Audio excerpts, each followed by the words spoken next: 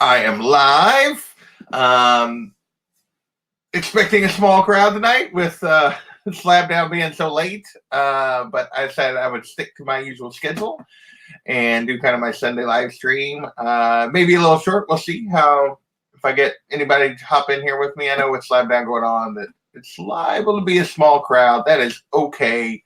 I'm just going to show off some of my pickups. If you saw them on Instagram from my comic shop yesterday for their 2-year anniversary. And then also just my weekly pickups that I picked up while I was there Saturday. I finally got there to pick up this week's books. And we'll go from there. Talk about upcoming shows and go from there. Hey, Cameron D, what's going on, man? So thank you for joining me. And so, yeah, that's going to be it. I'm going to give it just a minute to see if anybody other than Cameron hops in with us.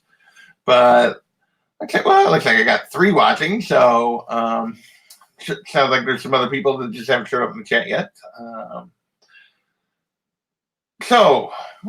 give it just a second here. Tell you what, I will run through weekly pickups. The cat has decided she's making her presence known. Before I get to the things I picked up yesterday at the 2-year anniversary event that my LCS had, so that if we get a few more people joining us, I will go with them. So let's see. Actually, a relatively small week for me. Only 6 books. Finally, a Wild Oz. Thank you, sir. I appreciate that. So I don't know that I've seen you in one of my chats before. So welcome. So these Sunday streams are just me usually going through weekly pickups and talking about random stuff. May not be much of a crowd tonight because I know there's some other streams that normally are before me that are going on right now. But we'll run through my books that I picked up this week and go from there. So I've actually read all of these already, even though I just picked them up yesterday. And give my quick reviews. Still reading Justice League. Despite the fact that it took Scott Snyder forever to get to this Justice Do More. I felt like the preamble he drug out for 3 or 4 issues longer than it needed. So far it's been pretty good. I am interested in where they're going. No worries, my friend, no worries. I appreciate you dropping in at all. So I understand completely that you're needing to cook some dinner. So this book is so good. I am curious to see where it goes. It appears that our heroes are in trouble. The solicitations coming up make it appear that Luther is in good shape, but I have been thoroughly entertained by this. When he actually moved the story, I have been very entertained by Scott Snyder on this run. So I am still liking Justice League quite a bit. What else we got? Batman. Beach issue number 2. I actually enjoyed this issue. I thought art was still fantastic.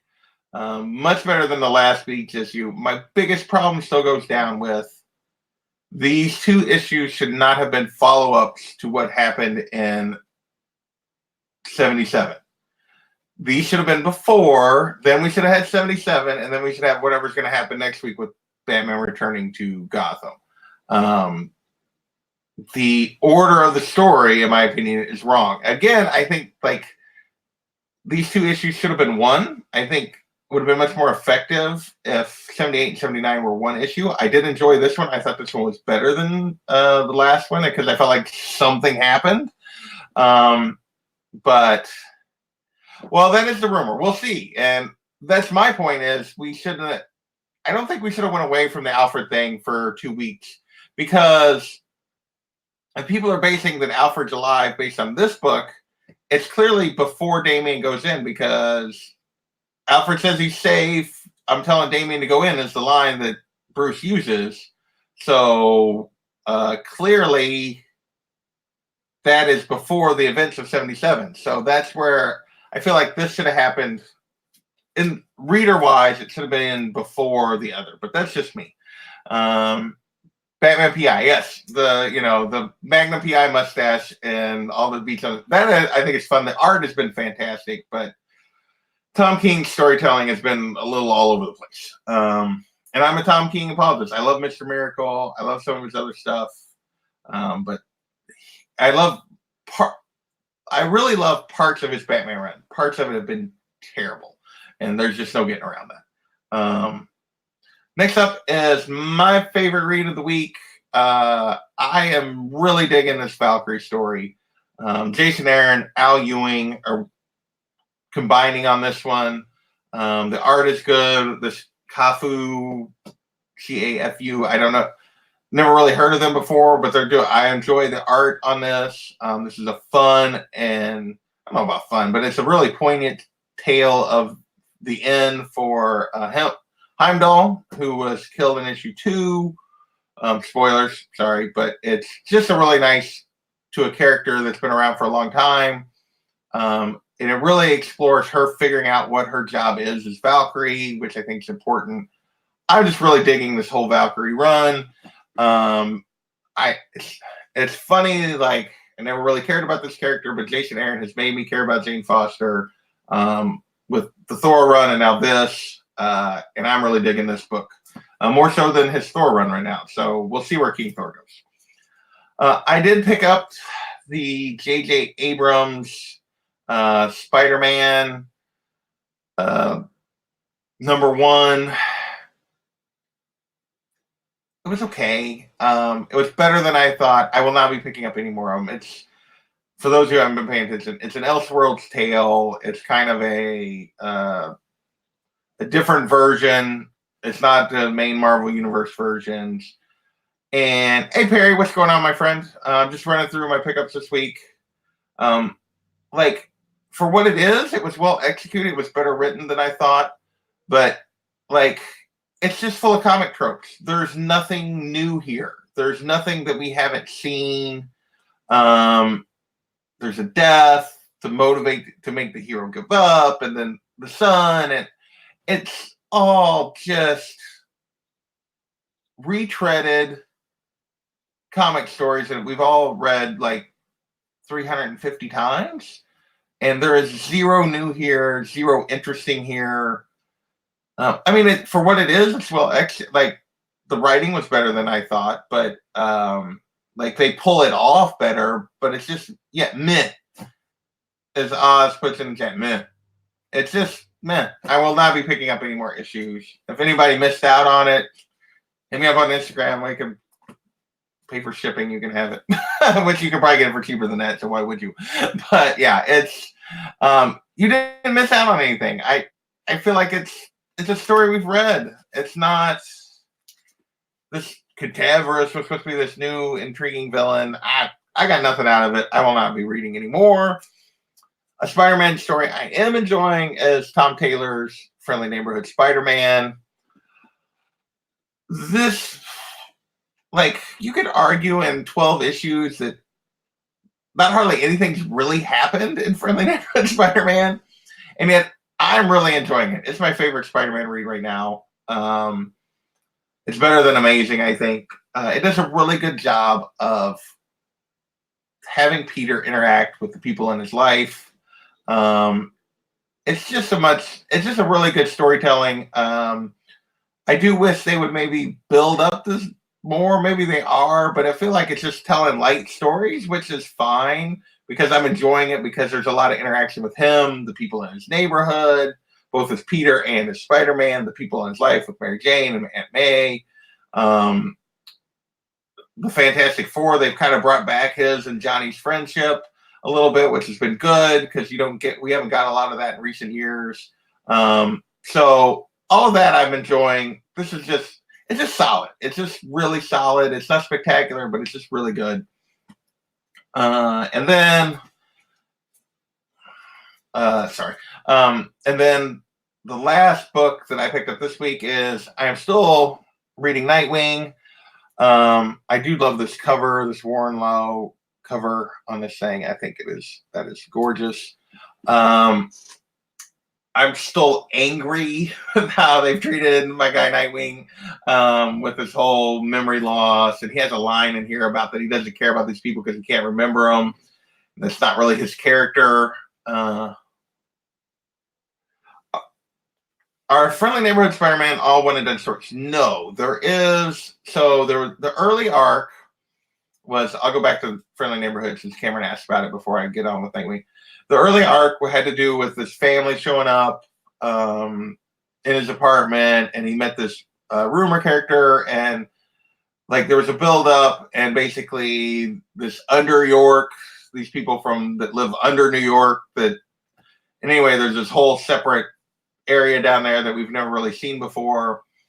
They're tying that back in. They're going back to that. So there is a through thread, although the individual issues, for the most part, have been very, like, you could read. There's only been a few issues where there's been multiple things kind of continue. So it's not really one and done. There is definitely a through thread. It's just really good. I've just really enjoyed it. So they just they haven't seemed to be building to a big showdown. Maybe they are, and I just haven't realized it. But there is definitely connection, and some of the stories do carry through multiple issues.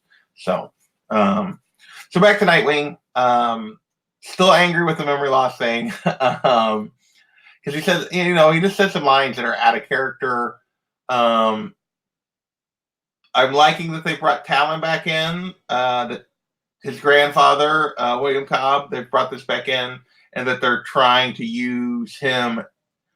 He's using this as an opportunity to try to recruit Rick, but I'm hoping that they start wrapping this up. This has been going on for almost a year at this point. I'm hoping they start wrapping this up, because it's just really starting to wear me out that he's not himself. I get it. You have a character change, that's fine. But I'm hoping that we're going to start moving. That this storyline with Talon will move us through this to get him back to a place where he belongs. This whole thing where he doesn't care about them because he doesn't remember them and is unwilling to learn about them. That's the part that annoys me. That he's unwilling to learn about them. That he's like, you might care about me, but I don't remember you, so piss off. And that part just really annoys me. So I do think the writing with Jurgens has gotten better, but overall, it's still this damn, he doesn't know who he is storyline, and that's, so that doesn't make me happy. Yeah, he does. There's no doubt about it that he would have had him killed. If he had his way. If it wasn't that the fact the book sells relatively well, he would have killed him off. He would have just been done with him. And I don't understand that. I guess he likes Damian, which Damian's fine. But I mean, it's clear that he does not like 2 of the 4 Robins, because Tim has basically disappeared from DC for all intents and purposes. And they just keep doing horrible things to Dick and turning him into someone he's not. And Jason gets more love than, Jason's like one of my least favorite characters, but that's just me. And my name's Jason, but he's one of my least favorite. And then, and then Damian gets good stuff, and I think Damian's annoying. That's just me. So, so the other thing that I picked up, or things that I picked up at my comic shop yesterday, they had their 2-year anniversary. Yeah, it's actually, I enjoy Tim. I think he's a great character, and they've just turned him into nothing. He's just basically non-existent. Did I get Absolute Carnage 3 or House of X 5? So, so you're new to the channel. I have not been reading Absolute Carnage or House of X. Basically, this summer, I was making an effort to cut. My pull had gotten insane. It's still a little big. I'm still like working through cutting. So I just made a vow I wasn't adding stuff. I'm not doing it. And they were both basically weeklies, and because there was going to be all these tie-ins with Absolute Carnage, and House of X between the 2 books are weekly, and I wasn't going to do it. If everybody tells me it's good, I may pick up the trade. I'll probably try to pick up the trade for sure of House and Powers of X. But I'm not reading them. And I know that from everything I've heard, I'm missing out on a great X-Men story. I just can't buy everything. I'm trying to cut back. I commit, like, because I have subscriptions in my comic shop, I'm basically committed. Like, if I don't change something right now, I'm committing for November tomorrow because of the way they do it through previews with a subscription, and it gets me a 25% discount at my comic shop. But yeah, I have to make a decision for November, all the books in November, basically tomorrow, if I want to cut a subscription or add one or something like that. And I probably am.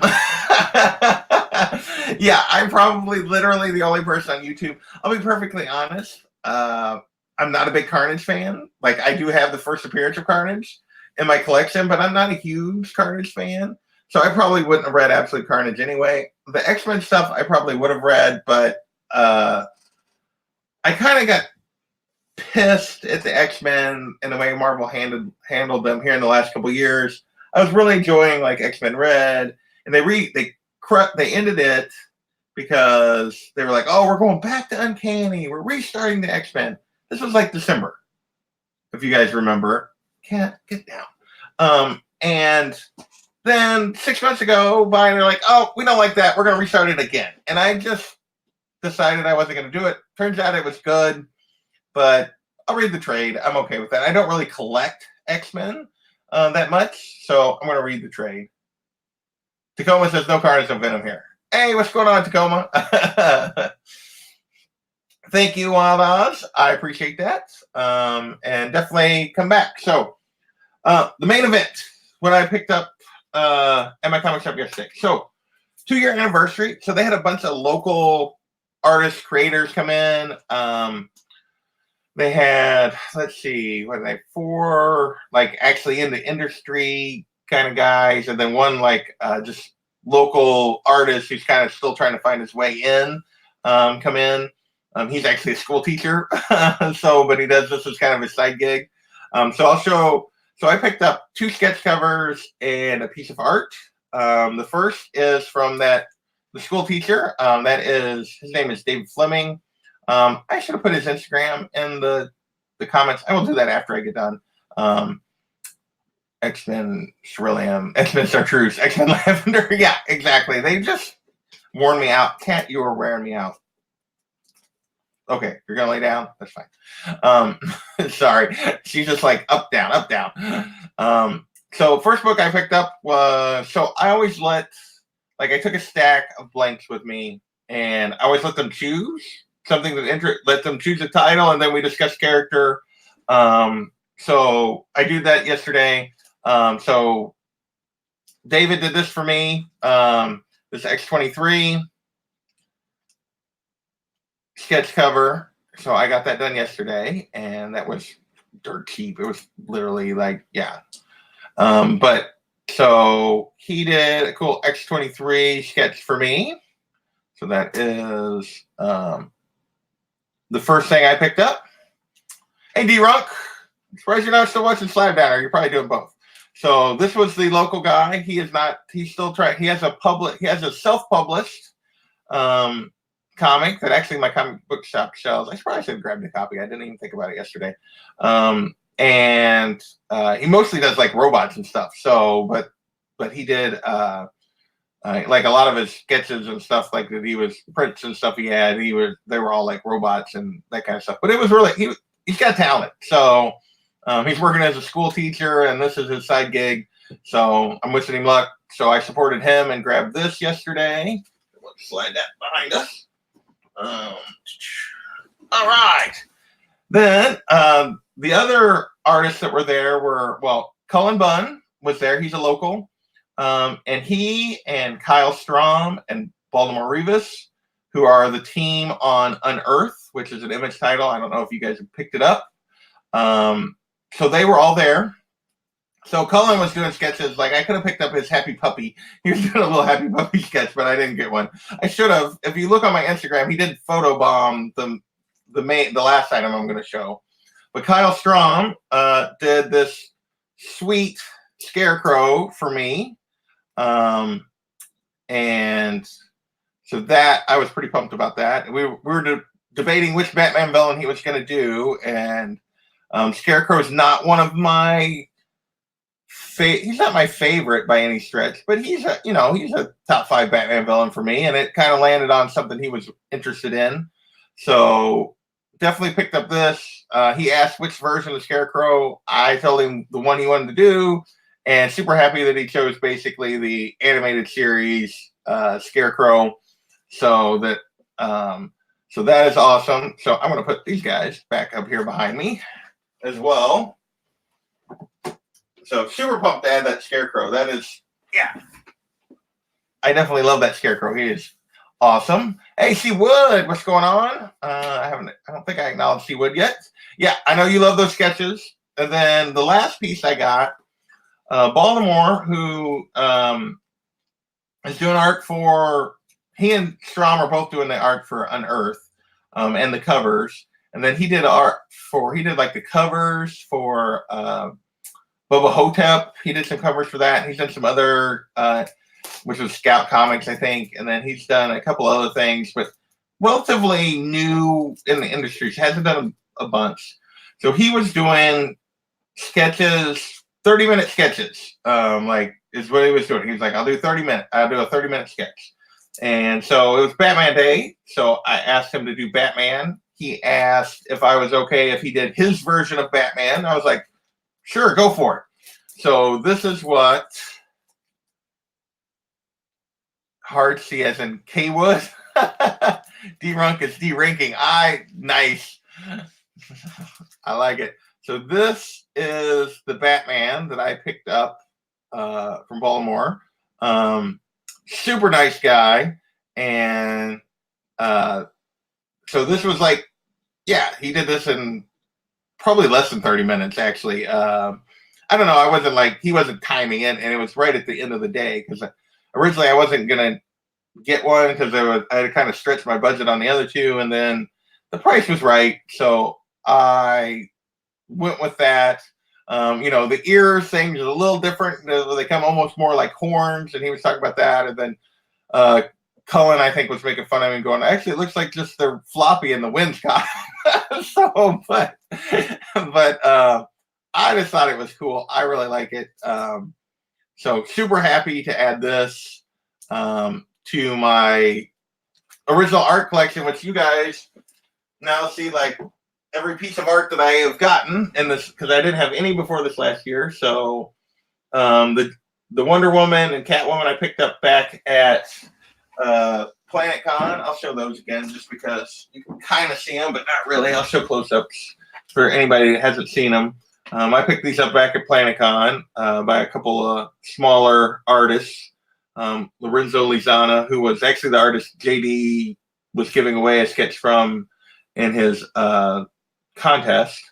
And then Kevin McCoy did this Catwoman for me, which was also the artist that did that Black Cat I gave away to Biggie in my contest. So far I've gotten 4 sketch covers and then this Batman. Super happy with all of them. It's been a fun thing that Planet Con #1, yes. So D-Runk was there. And so super happy to have snagged all of those this year. Like, that's a part of my collection I didn't know that I'd ever really get into.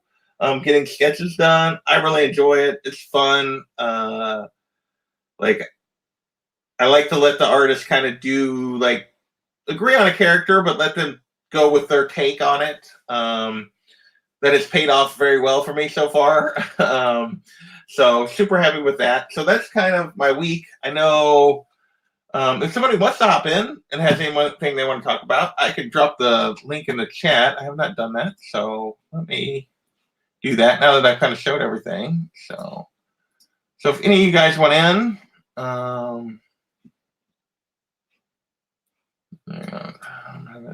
okay.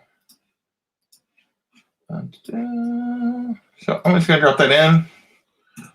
So if anybody wants in, they can join me. Otherwise, we'll probably wrap this up pretty quick. Because I really haven't picked up anything else this week. I'm sort of, I spent some money yesterday, obviously getting sketches and that kind of thing, but I'm sort of on lockdown at the moment. I've been trying to cut my pull. I have been, can't get enough. I've been trying to, which I debated on actually cutting some books, but I'm at the stage now where I need to cut like 3 or 4 books in order to make it worth it to cut one, because I'm right at the boundary of a 25% discount versus a 20% discount on everything I get at the LCS. Hey, Ruben, I've just been showing off some original art I picked up. I'll bring that stuff back forward so you guys can get a better look at it in just a second. So kind of waiting till I have a couple of like mini series that I'm following that are going to end like in November and early December. And then I'm probably going to cut back some more and then try to move forward into next year with a much smaller pull. Maybe not a lot smaller, but a little bit, just trying to narrow it down, get my spending on new books a little more under control so I can do more stuff like this. I can pick up some more of the books off my big want list, that kind of thing. So go for it. Link is in the chat, my friend. So if you want in, hop in. And that goes for, so Tacoma or Seawood or Can't Get Enough, Ruben. I don't know who else. Cameron D. I don't think I've ever seen Cameron on a live stream. Maybe I've just missed it. So yeah, D-Ruck, you are always welcome, my friends. So that is, so that's kind of been my week. Coming up, let's see. Start going over why D's deciding if he's going to chop in. Things I have coming up. I typically do something on Mondays. I have nothing planned for tomorrow. I probably am not going to do anything. If I do, it'll be last minute, because don't have a collecting smart scheduled for tomorrow, because I haven't even talked to Matt. So in the last couple of days, it's just been, I've had other stuff going on. Work has kind of been crazy lately. And then next Gotham City Chronicles is next Monday, so the 30th. That will be on my channel. And we are doing Black Mirror, which I actually spent the weekend reading for only the second time. I had read it once before, but hadn't read it for a while. So definitely enjoyed it, rereading it. I'd forgotten a few things. So we will be discussing that. NYC and myself will be discussing that with Bear Island next Monday on my channel. Yes, it is my turn to host Gotham City Chronicles. So that will be on the 30th. Don't know. We have not picked out the story or a guest for the episode after that yet. We'll probably try to talk this week. So if anybody is in the chat that wants to be part of Gotham City Chronicles, Tacoma is here. What's going on, man? Not much. It's a busy night, but I figure after grading 20 robotics videos in a row, I need a break. So, yeah. definitely. And there is Mr. D-Runk. Oh, hey. D-Runk. I put my rap name there. Terrorhound. Gotta have a rap name. I rap really crazy. I make you kind of lazy. I forgot what I was saying. Oh, yeah. Nice. There you go. That's what I got. How are you guys doing? I am doing good. Super happy with what I picked up yesterday. So I will show those again. That Batman sketch was really cool. Yeah. So for a couple people hopped in just after I put those back behind me. So this is the Batman sketch I got from Baltimore. He is a super nice guy. Who did that? Baltimore Revis is his name. He is the artist. He's relatively new. I think he's only done a couple of things that are like he's done some stuff for Scouts, and he's done a couple of things now for Image. He's working on Unearth, which is a Cullen Bunn book for Image. Mm-hmm. It's like got 3 issues out. It's kind of a horror kind of thing. Him and Kyle Strom and Cullen were all there. Unearth is kind of they were all there like promoting that and their other stuff yesterday. So, cool. So yeah, they're all local Kansas City guys. Nice. So he did that, and like I said, he cranked that out and quick. Yeah, 30 minutes. Yeah, and then Kyle Strom, who's been around for a little bit longer. He's done several things for Image and stuff. And he did this Wow. Scarecrow for me, which I am super happy with how that turned out. Dude, that's my favorite piece that you showed today. That's really cool. Yeah, absolutely that's love that. awesome. No, I am super, and I really was like, we went back and forth on who was going to do, and we settled on Scarecrow, and I was like, okay, and because he seemed excited about doing it, and then I'm so happy that we did. So yeah, I bet you out of like all the Batman villains, like that one, like fills up the entire front cover better than most of the other ones. oh yeah, definitely. Maybe that or Mr. Freeze, but you know, like 80% of Mr. Freeze would have been the dome over his head. So Well, and honestly, like as I was standing there and we were talking about it, and I was looking at his other art, like this is the character that matches kind of his art style probably the best. So just this is such Batman the Animated Series Scarecrow. Yeah. So happy with that. And then obviously the other piece is just the guy. He's a younger guy. He's probably 24, maybe 24. And he's trying to find his way in, and so I gave him a little support, and I'm happy with that. So nice. Yeah. You can tell he's still working through his style a little bit. He spent a lot of time like talking to Baltimore and Kyle about, and Chris Grine was the other guy that was there, but he wasn't doing sketches. The three guys that had done some stuff for Image and that kind of stuff about getting into the industry, and so he's finding his way. He's definitely got some talent. So nice. I just read the NYX series. I got the collected editions. Oh yeah, and so that was really cool. I'd never. So have you guys read them? I have never read it. I heard it's really dark. It's really dark. It's seedy, and it's. If I was a teenager, I read it, would have been blown away. It did some things really well. It really captured like 90s rave culture. I mean, these kids looked like New York City kids that I was first teaching like in 96, 97 when I first taught. Like the art really captured that. Yeah. The tripping on ecstasy in clubs and like Alphabet City down in Lower Manhattan. I mean, it got it to a T. And then X-23 shows up at the end of like issue 3, right? Because that's her first appearance. So the first one, I don't know. It's the girl's name is Kaiden, Kiden, and I don't know what character she is, or if she's a character that has survived or been like used. Her power is she stops time. She can just scream stop, and everything freezes until she touches a physical person. And then like that person, and then like everything continues again. And her dad was a cop who got shot on the streets like when she was really young, so she became a troubled teen, which of course is how she relates to X-23 and Laura Kinney. And it's really, really good. I mean, I don't know if you guys are watching The Deuce on HBO. It's by the same guy who did The Wire, and it's sort of like Times Square in like the 70s and like the seedy pimp, like XXX booth Times Square.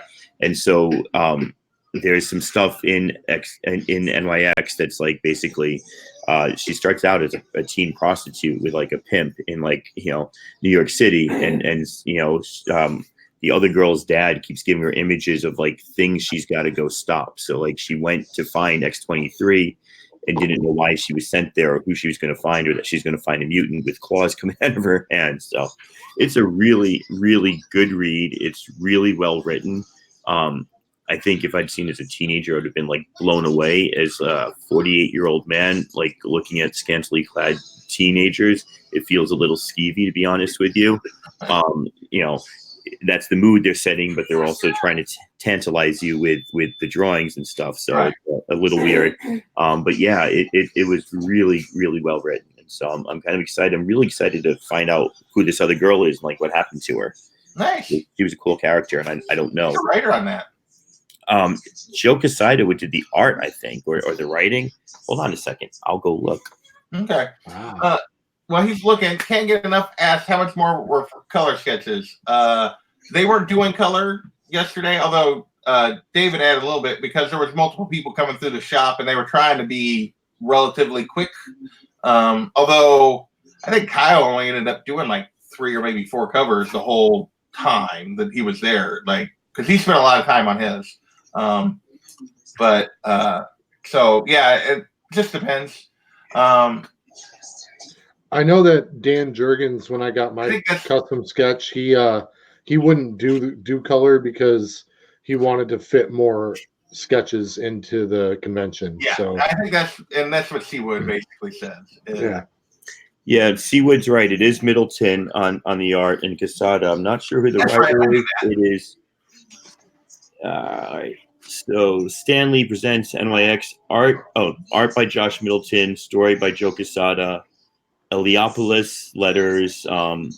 Bululiu does art assist. CB Cebulski, editor, and Joe Quesada also the chief. So hey, what up? Hey, the answer to my question, who this girl is as like a later mutant, does she continue on past this story? I have no idea. Nobody knows. Nobody knows. Okay. I'm not sure. She might have been taken out during what was it? The whole demutating of the No More Mutants. Right. Scarlet Witch. She might have been claimed during that House of M. I think that's what happened. House of M. Okay, because she Perhaps. is. I could be wrong. She's pivotal to the first 3 issues. You know, it's not till the end of issue 3 that like we run into NYX, and it's like a pretty it's a pretty innocuous. You know, she's on the cover, right? Obviously, and then she's there, and she's with a particular client who enjoys being cut, which makes sure what she can do. I guess make sure the perfect person to play that role. So yeah, it's pretty cool. Awesome. What about you guys? What have you been reading this week, D. Runk? I didn't read anything, but I got a new hobby that it's comic books, but okay. All right, so I got my Web of Spider-Man 118 back here at the 9/8. I've got a new mission, man. New mission. I'm gonna try and get the first ever second print in a CGC 9/8, and it comes in the Scarlet Spider action figure. There are none in the registry for a 9/8. Really? So I'm gonna submit this one, and then if that fails, I'm just gonna keep going until they run. I'm on a mission, man. So I'm gonna get that. I'm looking for that. That's my new goal. I love Scarlet Spider, and then I wasn't gonna do a YouTube video on this. I was waiting for a stream to jump on, but okay, awesome. Got an eBay purchase. Nice. Sweet. Nothing. Great unboxing. I like it. Yeah.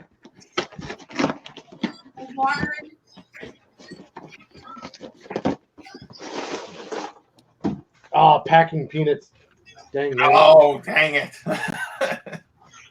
The evil that is packing peanuts. Yeah, nothing super special, but just one of my favorite covers. Oh no, nothing that nice. Yeah. It's really nice. So in a 9/8, nice. Oh yeah, 9/8. Sorry, not a newsstand. No.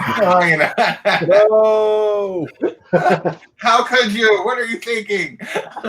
You'll get there one day. Key Collector app says her name is Kai Nixon, and her first appearance is in NYX1 along with Zebra Daddy, who's X-23's pimp.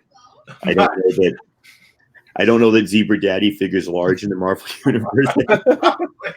But if I was he's in that MCU. If I was Johnny Cates or somebody, I would, definitely be tweeting about it to get the first appearance of Zebra Daddy to skyrocket and then throw him in Carnage crossover later. Sidorak and Zebra Daddy go snipe hunting. I mean, there you go.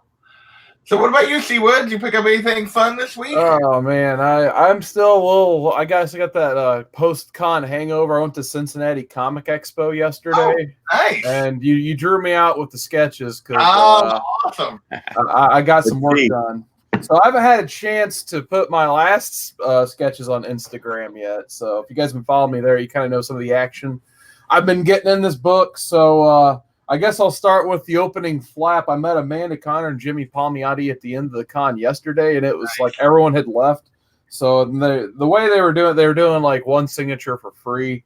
The day before, I'd gotten a book signed by him. I'll show that later somewhere down the line. But I'm like, me and my brother wanted to get prints from him because Amanda Connor has some really nice canvas prints for like $20. They're really nice, high quality. So I wanted to get one of those. I'm like, well, they haven't signed my sketchbook yet, so I'll just put this in front of them and see what happens. So Amanda Connor, she's like, I'm tired of drawing Harley. I'm just going to doodle something in here real quick. So she gave me this Power Girl, which I thought was hilarious because she did like, she started with her signature, then she drew the boobs, and then she drew the face.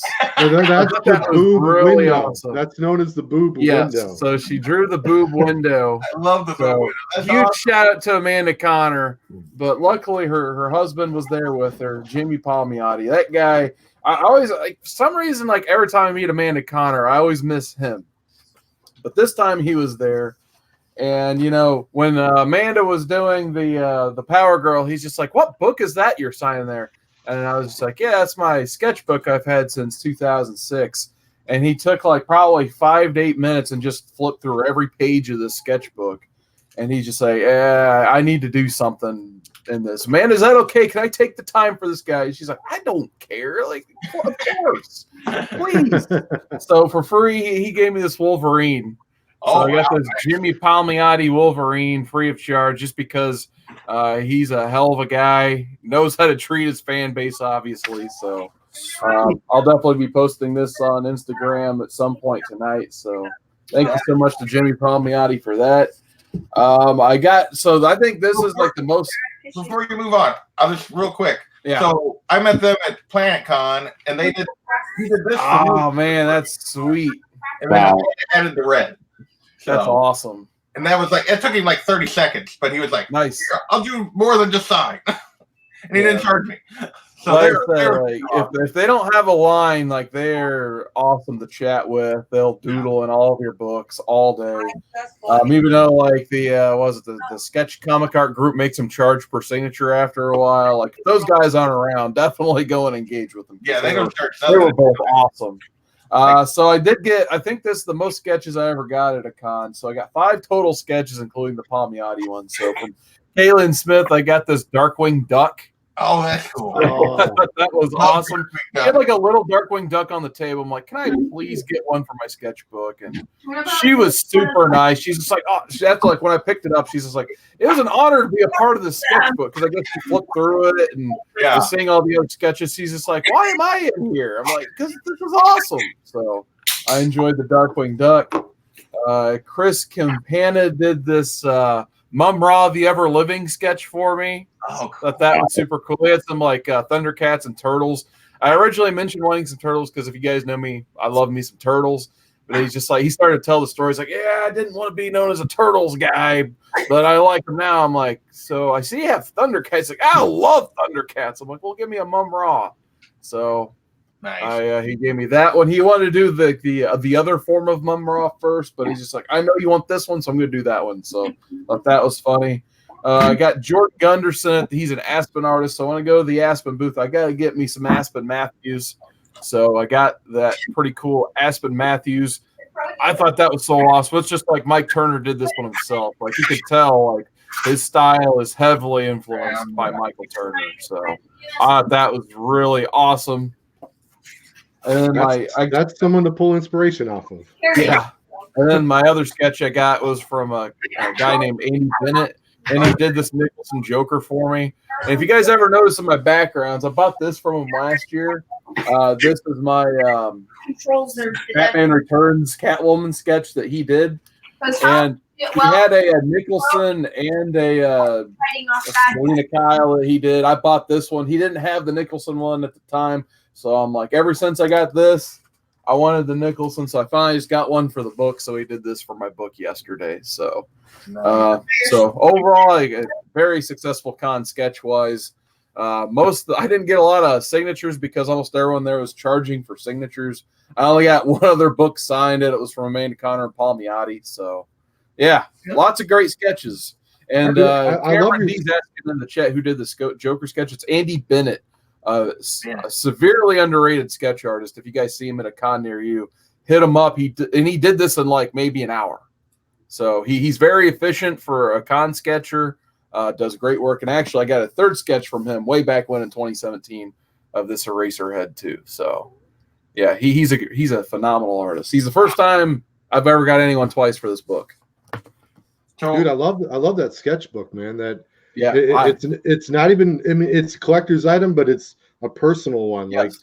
Like that ain't ever getting sold in one of the auctions. You know, that's just for you, and that's really cool. You know, I just did the sketch covers because I didn't know what I was. You know, this is where I've started. So yeah, that is a cool idea to do. No, I highly recommend it. If you guys go to like a couple cons, like maybe 2 or 3 cons here, I highly recommend the sketchbook. You know, I was like, I kind of like displaying my art on my wall at first and that stuff, but it is so much fun to go to cons and, you know, interact with people and give them your sketchbook, and they give you their sketchbook. You get to flip through. You get to take all your art with you, basically. It's a lot of fun, yeah. Especially when you give it to an artist like Jimmy Palmiotti, and then you can kind of see him sit down as a fan and flip through your book. He's like, oh, my God, that's George Perez. Oh, I love Ty Templeton, this and that. You got to meet Tom Grummett. That's awesome. So it's always fun just carrying this thing around and interacting with the other, you know, artists and writers in the community, whether it's them like, you know, signing their autograph here or flipping through it and then putting their sketch in here.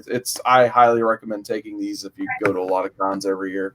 Is it easier now that you've got it like filled than it was in the beginning to get it started? Are people more like receptive, or? Hey, I would say, honestly, it was probably a little bit easier back then because there's so many cons now and the prices keep going up a little bit. Because, like, for instance, I'll show this first one I got. It's an Addy Granoff Iron Man. It's the first sketch I got in the book. He did it for free. A lot of these original ones I got were free. I mean, you can tell on the quality, like, they're not the greatest. Like, you know, hey, free. Still like it, though. But nonetheless, like, now, like, everyone's kind of, like, caught on to, like, hey, you can walk into Artist Alley and get a sketch from just about anybody. So, I mean, it's got slightly more challenging. It's like at C2E2, for instance, it's a very busy con. I usually only average getting, like, 1 sketch in the book there because someone will take the book, but they're so busy interacting with their fan base, they'll keep the book for the whole weekend trying to get their work done. Whereas you can go to, say, Cincinnati Comic Expo, which is not a busy con, and you can get 4 or 5 sketches in 2 days. So you just kind of got to know where you're going and what you're doing, basically, and do a little bit of homework. Yeah. So do they charge you the same as they do, like, something that would – obviously you're not going to sell that. I feel like some of what they charge is because they think people are going to try to flip them and stuff for, like, I've heard that. Like, I think before Jenny Frizen stopped sketching at cons, like, she would charge double for sketch covers. And if you gave her something like this, it'd be like half price, basically. So I have heard of artists doing specific examples of that. Like, and when I got the Andy Bennett Joker, he only charged me, I think, $40, and I think his, like, average is like 50 or 60. So I felt like he definitely gave me a little bit of a discount for this. Because most of the stuff on the table is 50. He's like, I'll just charge you 40 for the sketchbook. So there have been instances I've seen where you can get things slightly cheaper in sketchbook. And like I said, sometimes, like, you know, I give Amanda Connor a regular book, she just signs her name. She's like, oh, this is cool. I'm going to put a Power Girl with boobs in there. So, yeah, sometimes you never know. Because sometimes just the artists you meet there, they just love the idea of a sketchbook too. So they might give you a little bit extra, you know, salt and pepper on your steak, basically, I guess. Even if they don't charge you more, they might give you more just because. Right. Yeah, they and especially, like, once they flip through, like, oh, that's sweet, awesome Todd Nuck. And then they flip through, oh, cool, Booster Gold. Sometimes, like, I think when the girl I got from the Darkwing Duck from, I think she was just like, wow, I got to meet the standards of this book. So who did Booster Gold? That was Norm Ratmond. Okay. He usually does a lot of inking, but, you know, he's an underrated artist as well. And I got the I always like showing this one off, Steve McNiven Groot. Nice. So that usually gets me some. So that's usually when they stop turning the page is when they see this one. Yeah. So there's like, yeah, that one's pretty sweet. Yeah, I know Dan Jurgens had said on his Twitter that he actually hates doing sketch covers, which I didn't know that until after I had him do one. And then a bunch of artists, like, replied to his tweet saying, yeah, they're the worst.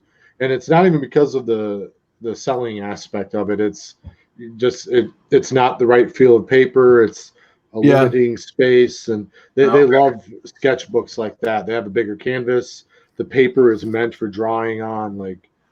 Yeah, sometimes you do have to be careful with sketchbooks too. Like when I met Stephanie Hans at C2E2, she was definitely like, "Yeah, you might want to look into like a higher quality sketchbook because the paint she used is slightly warped page. It's starting to flatten out now, but I mean, you kind of can't see it too well on the camera." But yeah, she was almost more apologetic when she gave me this. I'm like, "You have nothing to apologize for. That's awesome. I love that." And she's like, "Oh, really? Thanks." So.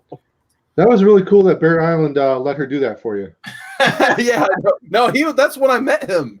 I didn't know who he was yet because he didn't do too many of his the videos, and I didn't. I don't think he even started yet by then. Yeah, I think he started like when he got, because when he showed that to me, I didn't know. I thought that was a print or something. It was such high quality work.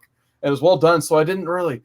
He's just like, "Yeah, look at this." I'm like, "Oh, that's cool. Hey, I got something for my sketchbook. Look how cool that is." And then later I saw his video. I'm like, "Oh my God, that's a drawing. Holy crap." Yeah, I think he got that. Like he like requested that before the con. So yeah.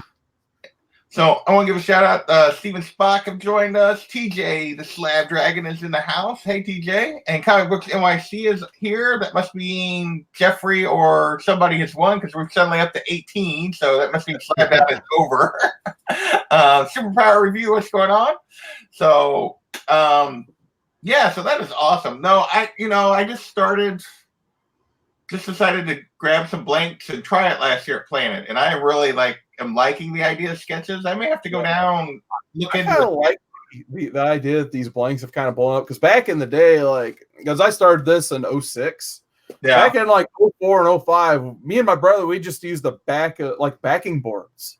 Yeah. Because I think the first sketch cover, if I remember, it was probably this, the Fallen Sun Captain America.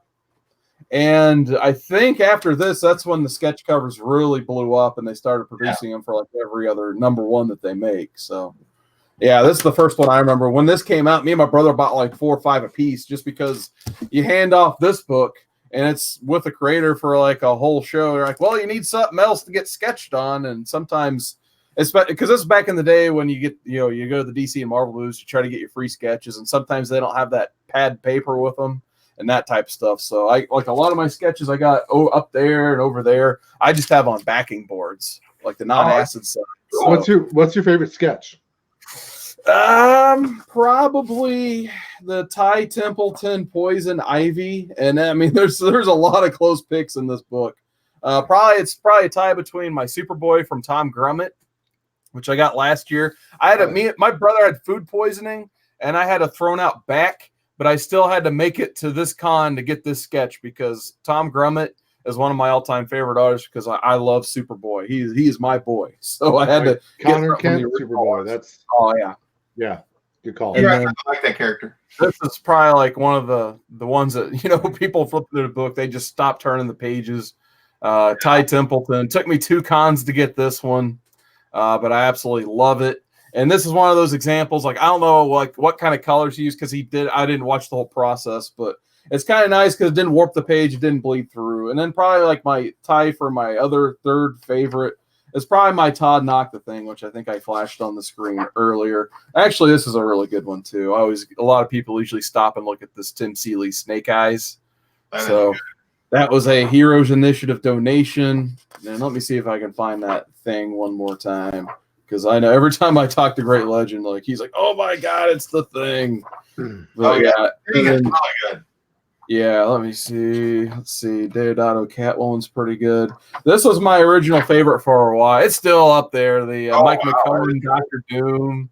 So I love the gray tones he put into that. Just an absolutely phenomenal sketch there. Sorry, I'm just hot dogging and grandstanding until I find that page I'm looking for. You're okay. Almost there. There we go. The blue-eyed thing. I added the blue eyes for free. I love it. So this is cool. Todd Knock, man. That guy, he's I call him the Dead Flanders of artist style. He is the most positive, upbeat energy, awesome guy. One of the best you'll ever meet. He's awesome. His wife's awesome too. She's like, "Oh, thanks for coming out. What are you doing? How's your con?" And they'll shake your hands and everything. They're really nice. That's cool. That's my sketch right there. Oh, man, look at that. Dan Jurgens Action 1000. Sweet. I would love to have a Dan. My brother got a Dan Jurgens several years ago. This is when I was a broke college student, so unfortunately I couldn't cop up the cash back then. But I would love to get a Dan Jurgens something now. Like it's him and Tom Grummett are my two favorite Superman artists from back in the day. He got me into comics. Dan Jurgens did. My first comic was Superman 75. So when I think Superman, I just picture the Dan Jurgens drawing Superman every time. Oh, and that's why I told him I want the American flag pose with the cape, the Death of Superman cape instead of the flag. And yeah, man, he really liked the idea. And then I found out later he doesn't like drawing on the covers, but whatever. That still looks real nice. Hey, we got a bunch of people in the chat, man. We got Jeff Comic 813, Immortal Biggie Shack. Hell yeah, man. This is loading up right towards the end. Yeah, Dorkery, Ben Compton. I think that's everybody that we picked up. So if you're wondering how we went down the sketch road with C. Wood and D-Runk, shows off again. Hopped in. My comic shop had a bunch of artists in yesterday, and I picked up 2 sketch covers and then just a Batman sketch that I'll show you in a second. This is David Fleming. You've never heard of him because he's a school teacher who's trying to find his way into the comic book industry. So he did this X-23 for me. Here, I'll go big here just for a second. So he did that for me. And then Kyle Strom, who is one of the artists on Unearth with Cullen Bunn, did this really awesome Scarecrow for me. And then Baltimore Rivas, who's the other artist on Unearth, they were all there yesterday along with Cullen Bunn, did kind of his take on Batman. He asked if that would be okay. I was like, go for it. And super happy with how it turned out. So that is how we got on the sketch thing. So Tacoma, have you picked up any sketches or any art? No, I have not gone down the sketch road. I love Quid's. I'm calling him Quid now. I love Quid's idea of the sketchbook. I think that would be a lot better. Yeah. Wait, Nicholas, a little bit quieter. We can share the room. Thank you. I think that would be the way to go, especially at like the smaller cons, like we get Jet City Comic-Con, which is Tacoma specific. But at Emerald City, like I haven't even gotten an Amanda Connor signature because the line's around the block. Last time she was there with Jimmy, so it's like some of those people I'm just not going to get. And I did get one sketch cover. I got one of the colorists who does some of the Lumberjanes. She's sort of very quiet, introverted. But I got her to do I had a blank Lumberjane sketch. So I do have that somewhere. But I think also because of the price, I'd rather buy comics. I will next time Stephanie Hans, if she ever gets out to Emerald City, I will definitely save up and pay for that one because that was the way to go. I just couldn't afford it at C2E2. I was gonna have somebody pick it up for me, but that'd be one I'd pay for. But I think if I have the type of money for sketches, I'd probably end up rather buying comics and getting them signed.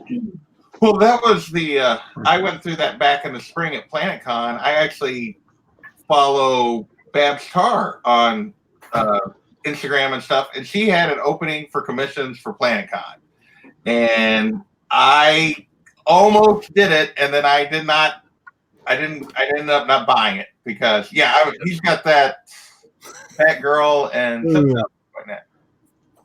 Oh, you have a sketch by her? There's a quick Babs Tarr sketch up there somewhere. Oh, nice. The camera doesn't capture it too well. Yes, she had commissions for beforehand for PlanetCon, like she would work on. You work with her on the characters, and it was just a little more than I was willing to do. It was basically been the only thing I'd done at the con. So she gets pricey quick. She does good stuff though. Yeah. Hey, Kavi. What's up, guys? I'm doing it tomorrow. What are you doing? What are you doing, D? Loose change, baby. Change? I got a lot of change to pick up off the floor. I'll give you guys another look at the bag. Oh, no, look. There we go. 84.33. No, it's a little more than that. Orange. Somebody, I think it's Ruben Nieves, just got 300, so he's the highest guess so far. So 300 is the high bar. Yeah.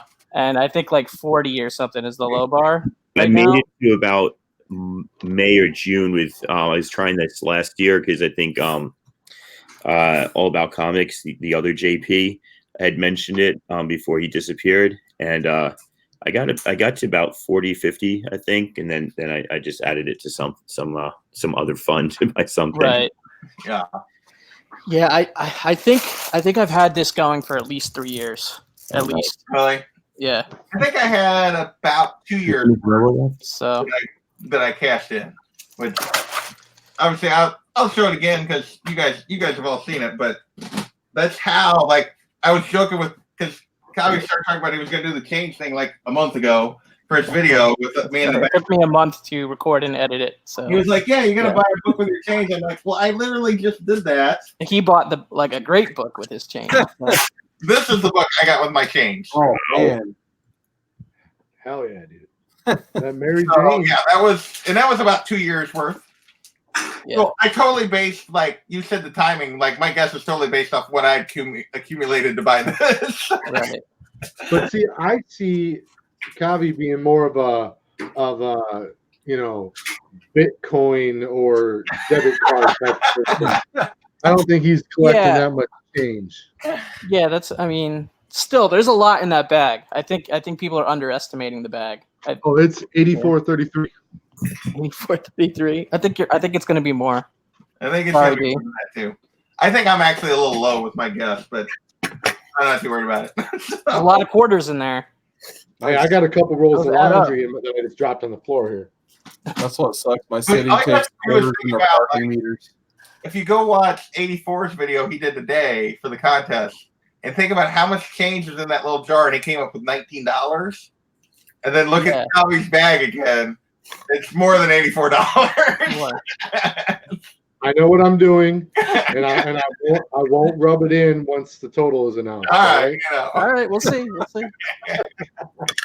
I have nothing to base that off of, by the way. What's crazy is now I have another change pile that's off to the side because I don't want to mess with the bag. I'm leaving the bag as is from the video for for fairness. I'm not adding change to it, so I'm starting a separate change bag for. Say I got these other coins, not going in the bag.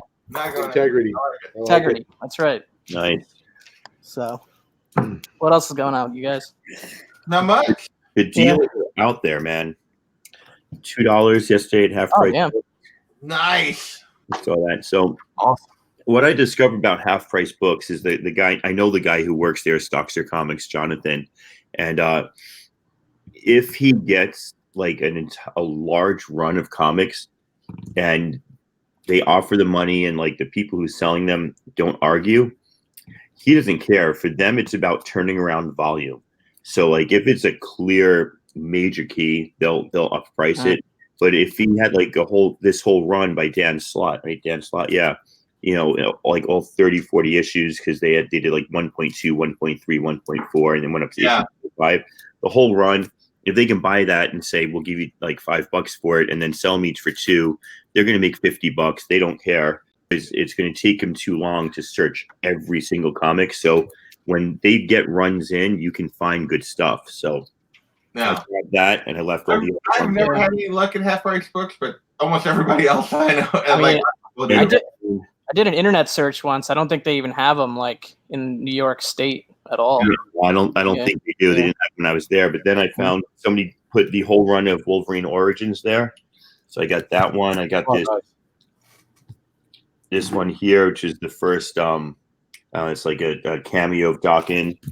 I don't know what the heck that's doing. I got this beautiful sketch of number 5, which is like a super cameo of Dawkins or something. It's like a cameo and a pre-cameo, and then the second cameo, and then the actual first appearance of Dawkins. And these are $2.99, so these are $1.50 each for these comics. So that's like they also had this beautiful Michael Turner number 1 Wolverine Origins variant, but it was ticked up, so I didn't want to spend money on that. So if you keep punting, the deals are out there. You just you just gotta keep digging. Yeah, half price books has spoiled me over here throughout the years. I know you half price or your parents' antique shop. They've dried up recently. That person's moved out because I bought all their good stuff, and they only have like 90s image left, so they moved out. That's hot. So, yeah. So I've moved on to just 2 half-price books is near me, but that's where I found my Sandman #1 for $1. I found a lot of that Wolverine Origins run as well, the one where he fights Deadpool. I found at least I think I'm up to 4 copies of the X-23 test tube baby now for $1 a piece. I actually just bought my second copy of the Wolverine Deadpool fight last week for $1. So there's a lot of cool books. I found, I don't know if she always shout out the Poor Man's Comics. Probably the coolest book I found was this one. I got it for 20 cents. So it was in a 10 for $2 bin. This is a ghost book, we called it. It's the second print, so it says historic engagement issue, and it's the second printing newsstand. Wow. So this one I want to get great at some point. I don't know if you guys seen it's like the other, like the one that complement this. It's like the Batman issue. It's the first Tim Drake, or he's like over the windowsill. It's the same case there. It says like new Robin issue up top, and then it's a newsstand indicating the second print. So like those 2 second prints are very hard to come by. So, and then here's the Sandman I found for $1 too. It was in the same pile. Nice. So, I love these half-price books. Issue #1 for $1.50 or $2. Oh yeah, that was real. Yeah, every time I come across that Tim Drake book, I have to whip out my phone and be like, "Is it this one? Is it that one?" I would love to have the Tim Drake one, just to have like both of them next to each other. I definitely plan on getting this one graded at some point, because I don't even know. Like if I'm sure there's probably like 1 or 2 on the census. I don't really look at it that much because, like I said, I don't do too much slabbing. But the book, it's not that available out there. When I first got it, I tried to eBay check it, and there weren't any listings on eBay like listed or sold. So it's a little hard to come by. Cool. 20 cents. Yeah, I don't think I'd ever seen that one. So or I knew about the Tim Drake book. I didn't know about that one. So. Yeah. That's the only reason I because I just love the cover, because we were discussing, me and D-Runk earlier. We love Dan Jurgens. So I'm like, it's one of my favorite covers and work he's done. So I just went and purchased it, and I'm just like, I don't remember saying historic engagement issue on top. So I started looking it up. I think I posted on Instagram. I think it was Poor Man's Comics. Like, hey, I think that's that second print that's impossible to find. So shout out to him. Tim Drake is my favorite Robin. That's same here. Absolutely. He's the one. He's like the best detective in the group. He found out Batman was Batman. Batman didn't have squat to do with recruiting him. He did all the work himself. And that's when the costume started looking cool. Yes. Man, it don't get me wrong. I like all the Robins, to be honest with you. But is Tim Drake coming back now? Is that what we're thinking? He is coming back. He'll be known just as Drake. He's going to be in the Young Justice series done by Bendis, and he's got a really awful looking costume. So that's really cool. I hear the Red Robin. I hear that Red Robin jingle in my head every time I think of Red Robin.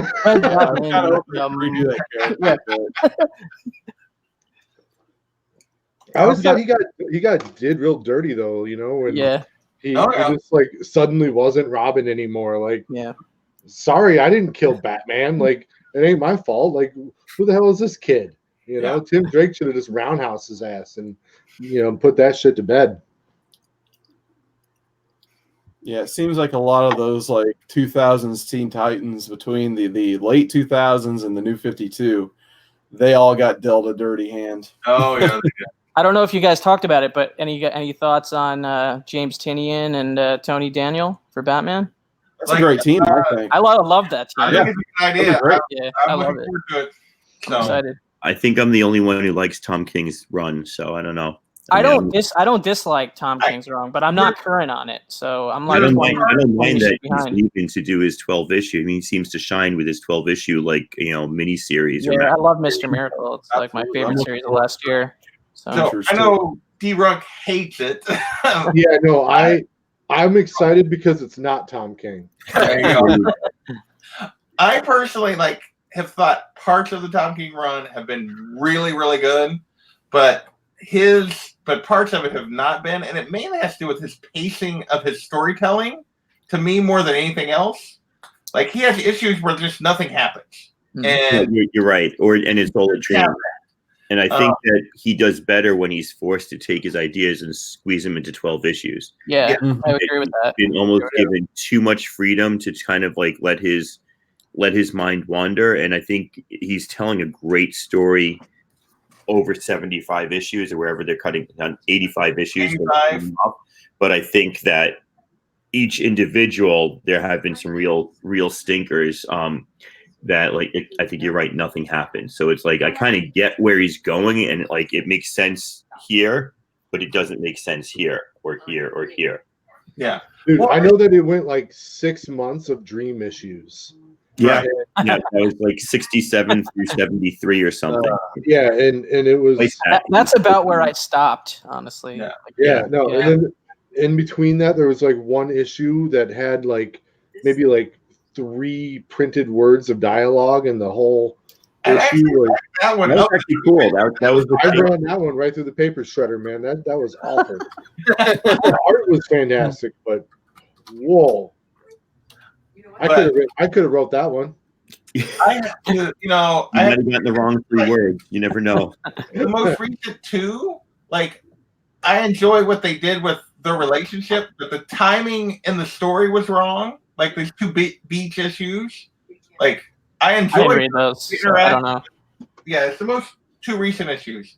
I really enjoyed the interaction between him and Catwoman and everything else. But the timing and the placement in the story is wrong. It should have been before the events with Alfred and Damien and all of that. It should have been before that, and it should have been 1 issue. It should have been just 1 issue. You could have easily told it in 1. And I think that's my biggest. Like it mostly has to do with pacing of how he's told the story. I think he had like a 65 issue story that he's told over 85, and didn't even happen that way. I'm telling you right now, like I might punch Tom King in the face. Like I cannot explain to you how much I love Wally West. That's my favorite Flash character.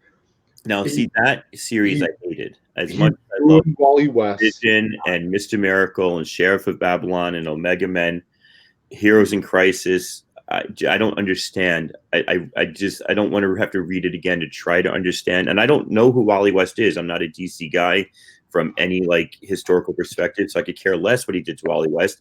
Just the whole issue was like narration, like it was an essay. It was an essay on why something happened. That one threw me for the loop. I liked the first 4 issues of Heroes in Crisis. I was super into it, and then the latter half of it kind of I got lost because there were some of those issues where I didn't really even know where the story was at the end of the issue. Absolutely. And I picked up and then too much time passed between that issue and the next issue, and I was so confused at the start of the next issue, and that happened for like the entire second half of the series. So for me, I have like mixed feelings on it. I really was enjoying it, thinking it was going to be something crazy epic the first 4 issues, but I thought it was kind of actually well written until Harley Quinn took on the entire Trinity in 1. I was out after that. I couldn't explain how frustrated I was. Yeah. I'm just like, well, after that happened, I'm like, well, this is going to go nowhere, isn't it? And I don't even remember that happening. And I read it's something that happened. It was terrible. But I was just like, and then that's when I knew Arsenal and Wally got done dirty too. So terrible. Messed up Wally West, and then later this year, he got Alfred, and I thought that, I mean, I can't even bring myself to read that issue. I am like, probably 15 issues behind on the run, but like when I heard about that, I was just like, no. Well, let me just tell you that I don't think Alfred is beyond being killed off in the story, but you've got to let him go out in a real way, where he does something just amazing and epic. He dies as spoiler alert in the chat, but he dies as a hostage. Right. We're talking all these years of this character existing, a father figure, someone that is not my favorite comic book character, but I'm always glad to see Alfred in a comic book, He's my second favorite Batman universe character behind Batman. And then he gets executed as a hostage. wow, like that's the end you gave him, Tom King. Like that's fantastic that some other writer down the road is going to have to undo that shit. Right. And they will, because it has to They'll be happen. undone. Yeah. I just hope Alfred isn't going to be like the designated like digital name for like the Bat computer now. Oh god. What will Alfred stand for? Artificial something something something. Oh no, that would be. Like it's an acronym. Yeah, that would be the worst. That's Acronym Alfred. Yes, somebody's going to do it. Yeah, see what put that out there now. It's going to happen. Some writer Yeah, right now Hopefully, is watching us. it's too similar to Jarvis, and they don't do it. Like, Yeah, they don't want to take that heat. That might be why they do it. Yeah, exactly. Hey, and I mean this legitimately. Like, I bought the Alfred issue because I heard what was happening, but I was literally like, I pulled Batman off my pull list, and it's still off my pull list. Like, I still pick it up. Like I still have every issue, but I literally have like 15 to 17 comic books sitting there in a row in my Batman short box that have not been read. Yeah. So I can't tell you how amazing that is for me to pull Batman off my pull list. Like, yeah, it's a big step. You know, it was a hell of a step. Tinian starts. Absolutely. I'll give him. Yeah. It's just like a relationship, you know. Just because the last girlfriend cheated on you doesn't mean the next one will. You got to give that next girlfriend all the love and trust you possibly can give her. There you go. Cheers to my next girlfriend. I'm happily married, by the way. I was gonna say you're gonna get in trouble, man. She's not subscribed to your channel. I just got Dr. Phil vibes from you, bro. You're right.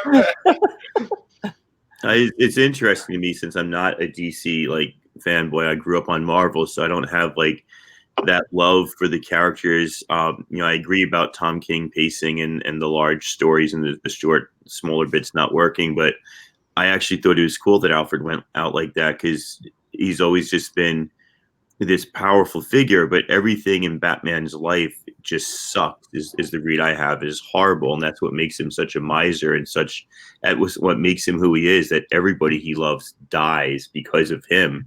And if that didn't happen, he wouldn't be who he was. So I kind of like, you know, Alfred is great a father figure as he was, doesn't have powers. I mean, he's going to get caught and killed. So I just kind of like, you know, to me that made sense, I guess. To me, the biggest thing that it like, I'm okay with like the Alfred thing. What I don't particularly like is if it sticks, it's truly just Damien's fault, and there's like no one to blame. Like Damien completely screwed up and caused it, and it's like, so how does Damien go forward with that? Which could be interesting written properly, but it's like if you read it. I think Damien has ice water in his veins. He'll get over it. Maybe well, yeah, but then how does the rest of the Bat family forgive Damien for doing what he wasn't supposed to do? And that's how Tim Drake gets back into the fold. You see? There you go. Well, I guess no, but yeah, when I see Tom King, I'm gonna headbutt him in the mouth. Unfair. Yep. I will say, like, everyone's got their own. I met Tom King at Planet Con 2 years ago, and he was super nice. He spent he had a little bit of a line, but he spent like 10 minutes talking to me, asking me about what I did for a living, and just like he was a super nice guy. So everyone says that about him. So I would give him that. Like, if you're a good dude, like I appreciate that, especially when you're cool to your fans. That's really cool. But I'm still gonna have to do something. I also don't like the headbutt former CIA agents. They were kind of low on my list of people that I'm going to punch in the face. Well, that's true. I mean, I got to respect the guy. I mean, just for that. But I mean, I'm personally a fan of him, like except for sort of some of the more recent stuff. But overall, I'm a big fan of his work. I think the Adam Strange stuff he's going to be doing. Yeah, I'm curious about that. And I don't really care about that character at all, but I could see him fitting with that character really well. Me too. Hey, just for the record, if I ever really meet Tom King, I'm not even going to talk shit. Okay? I am the consummate internet tough guy. Okay, I'm not going to go get his autograph, but I ain't going to say nothing to that guy. Like I'm not that tough. You're a keyboard warrior. Yeah, Keyboard warrior, I like it. dude. I started reading his Vision run on Marvel Unlimited. I'm halfway through that. I love so far, that. I really love good. the Vision run, I haven't man. yet to read So that. good.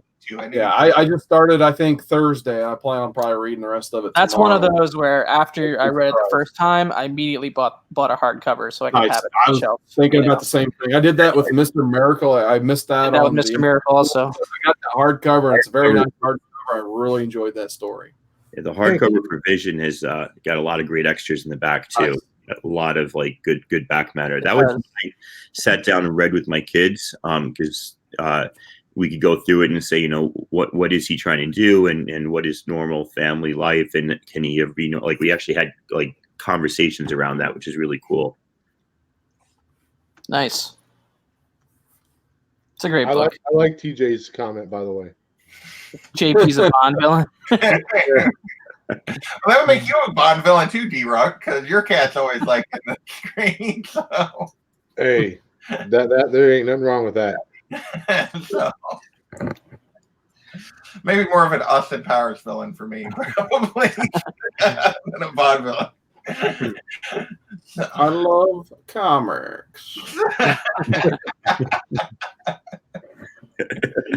Hey, Kavi, how you feeling, man? You said you were. Yeah, I'm still feeling a little off, but I'll try to get to bed before midnight tonight, and then I should be probably okay. Hopefully, but we'll see.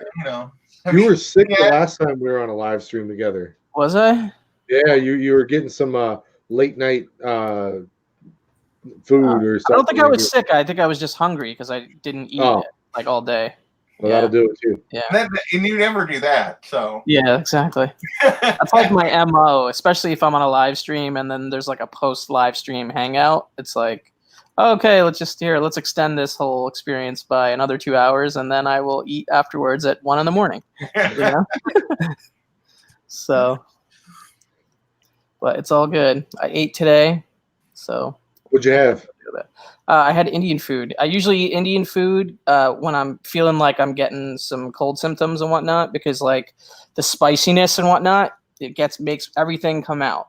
My nose, especially through the nose, like your sinuses completely get cleared up. So whiskey will do that too. Yeah. Hot toddy. Yep. Whiskey. Well, we've been going for almost an hour and a half. So you guys want to plug anything here in a few minutes before we get off of here that you got coming up? Start with you, Tacoma. Got anything coming up? October 6th, I'm doing the next dissection. Anybody that's interested is invited. Just drop me a note. That's a Sunday morning. And I just realized I invited my friends to go rock climbing that day, so I got to go text them and change the date to the Saturday. I always cross post things, but yeah, October 6th, sometime Sunday morning. Nice. Might be joined by a special guest. That's all I'm going to say. But there's a reason why it's a Sunday early morning rather than an afternoon evening. Dang it, I'm not going to be able to do that one. I want to do a dissection too, but I can't do that one. Okay. Oh, well.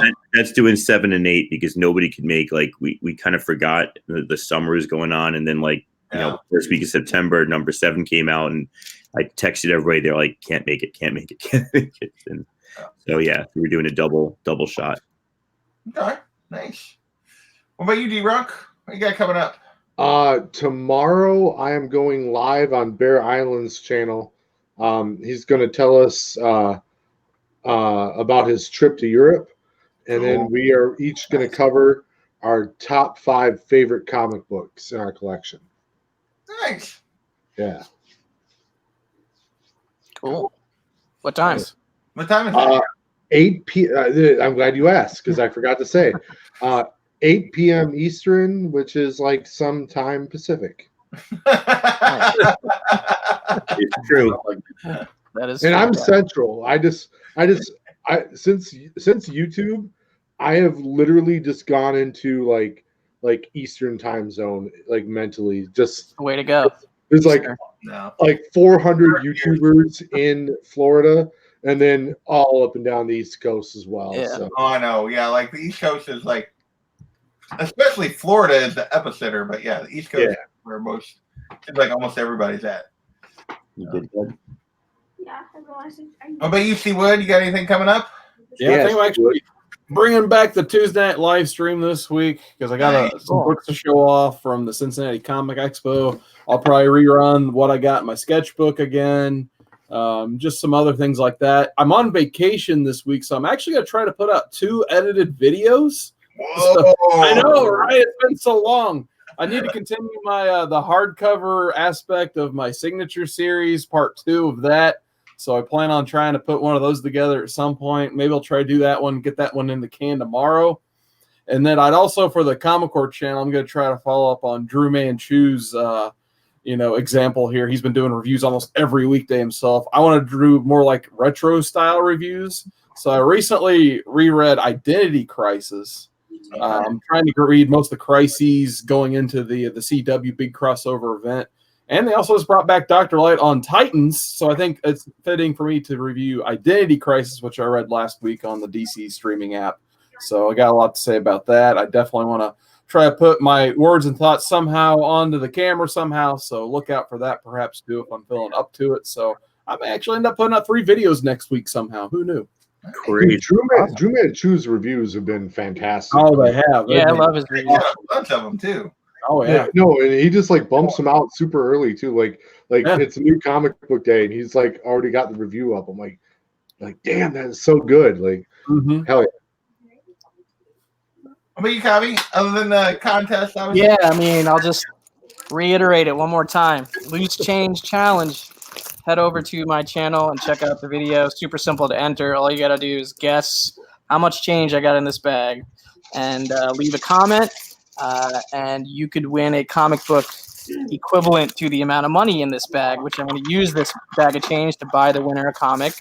That's awesome. And then people can also make videos to enter into a secondary, second prize drawing, of which I'll put together a custom AOK for that winner as well. So it's a pretty cool contest. So I hope people check it out.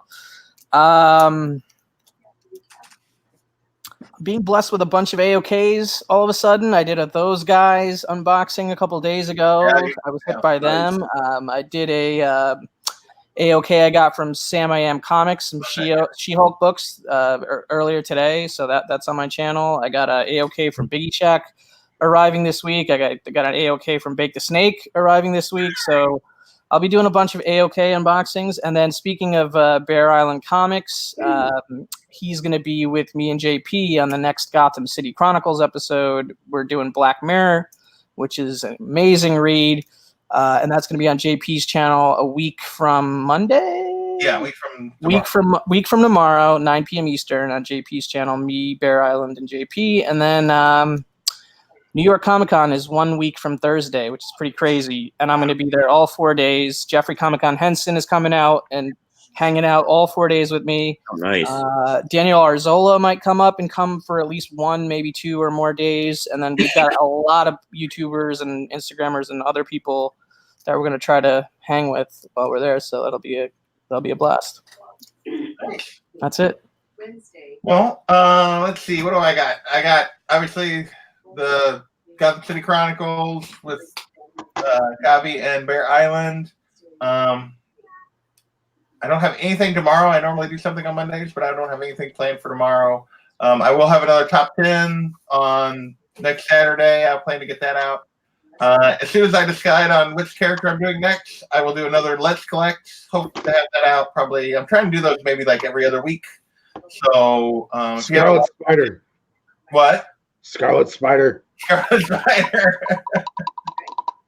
I will add Scarlet Spider to the list because I am trying to do like not necessarily just main like the big characters and some of the more side characters. So I will add him to the list. I have a little bit of a list. I'm trying to like rotate Marvel, DC, male, female, kind of like mix it up and who I'm doing. So, but so I haven't decided. I just haven't made a decision yet on which one's going to be next. But I will take suggestions. So I will add Scarlet Spider to the list, D-Rock. And so anybody else has suggestions, they can put it in the comment here or go to a Let's Collect video and put it in the comments either way. And yeah, I think that's it. I don't have anything else. Oh, I guess I am rapidly, thanks to everyone here and in the chat and everywhere, approaching 500 subs. Nice. Nice. I'd probably do something for that. I don't know what I will do. I haven't got a good contest idea yet, so I was originally planning to wait till 600 for that anyway. But yeah, something will come. I will do something when I get to 500 to celebrate, which may even be like tomorrow. So when we were at Planet Comic-Con, between me, you, and Berg Nasty, you had the lowest subscriber count. And you have leapfrogged the fuck out of us since then. Good for you, man. That's awesome. It's so weird. I went like 3 weeks and picked up less than 10 subs. And then since I woke up last Saturday morning with 452, and now I'm at 492. Damn. Hey, you got that YouTube algorithm is just putting in work for you. Well, man. it clearly did, because last week's top 10 list hit 800 views. I never had a video hit more than 500 views before that. It hit 800, but this week's top 10 list is not even going to come close to that, because it's already like 2 days in, and it's only like barely over 200, which is about what I normally. Was there something like specific about last week's from a content standpoint that you could pinpoint? I don't change the tags, the title. Only thing that changes in the title is the date. I have no idea why that video went crazy. And the sad thing was, that was like, because I was late getting it done, that video was not very good. So it's like, I didn't really like that one, but. Biggie Shack's joking that you buy subs, but I would argue that I buy subs because I do crazy contests where I give away like high value items, and that gets me subs. Like I mean, this contest I'm doing right now is my road to 500. I'm still 15 away from 500. I'm at like 45. So I'm 49 away. 49. Hey, don't do what Berg Nasty did, which was he announced pre-announced that his 400 subscribers will be the winner, and no one subscribes until 399. And then everyone just waited. For like a week, he didn't gain a sub. You didn't quite think that one through, but no, it was definitely. It's all good. He got there. Hey, I love that dude, and I got a gift for him. Good dude. He doesn't know what it is, but I have a gift for him. I got one for JP that I just let him know about. That he is going to did. be on the way. Yeah, it's supposed in to the next couple weeks. Oh, I guess I should say, at some point, you haven't sent it yet, so I don't know when that'll come, but yeah. Yeah. So yes, suppose they have an AOK coming from NYC. I need to actually, that's something I want to do, and I have not got around to sending some AOKs. I got several people on my list, and I haven't got that done. And I just picked up SpongeBob SquarePants as a sub. There you go. I don't know who that is, but thank you, SpongeBob SquarePants, for subbing. Got a celebrity subscriber. I've got a lot of hate mail to send out. Tom King. Yeah, dear Tom King, I got a letter to write to Taco Bell. I'm not happy with them right now. More internet to, Hey, the New York Football Giants won a game today, so I can count today as a victory. I'm a brand new quarterback by 1 point. So there you go. There you go. Yeah. You're lucky you have Jesus throwing the football for you guys. Right? We'll see. We haven't had a quarterback since I've been alive, so I feel like this is like compensation for that. So. Yeah, you had that Joe Montana bum for a little while. For like a year when he was 40. So yes, we had one season since I've been alive where we had an actual quarterback. So. Bueller, you're just me to shut this down, but thank you for joining us. So with that, we're going to call it a night. Thanks everyone for joining, and we will catch you next time. Peace. Later. Take care.